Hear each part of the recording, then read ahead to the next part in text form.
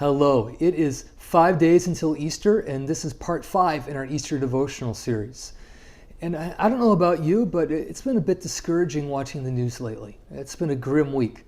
Just yesterday it was announced that we passed the 10,000 mark with casualties, with no idea how long this virus is going to last or when people are going to get back to some semblance of normality.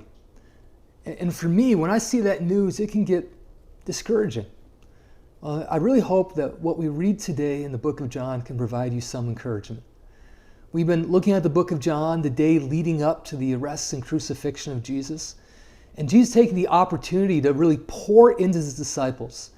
He knows they're about to go through a rough time. They're going to be scattered. Their leader is going to be arrested and tortured and crucified.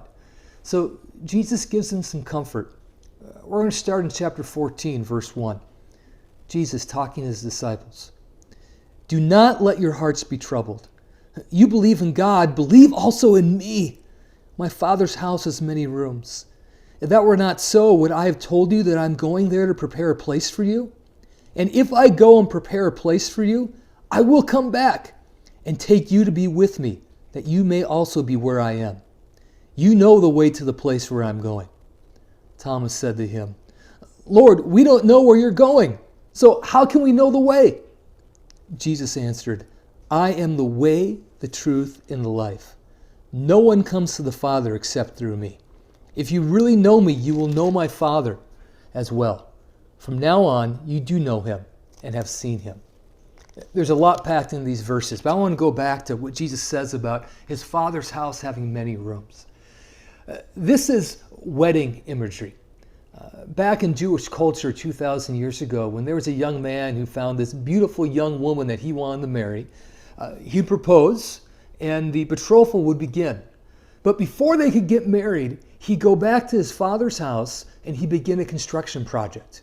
He would build a new room onto the house.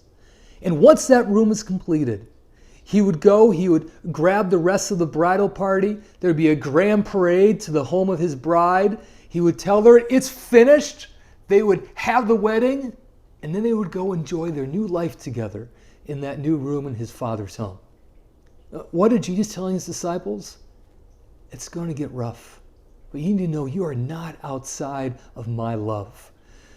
Can you count on Jesus coming back?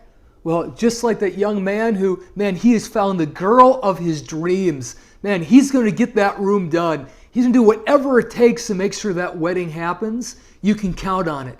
And you can count on Jesus coming back. Disciples, when it gets rough, keep your hope in me. Don't lose sight of who I am in my love. And I don't know about you, but when I get discouraged watching the news, this is a good thing to keep in mind. We are not outside of God's love. Our God doesn't just love us, but is giddy about the day that we can be together. The day when Christ comes back and we have this grand celebration and can spend forever in his presence. That's good news to hold on to. And I want to encourage you to remember this and remember to place your hope in Jesus as we go through the day.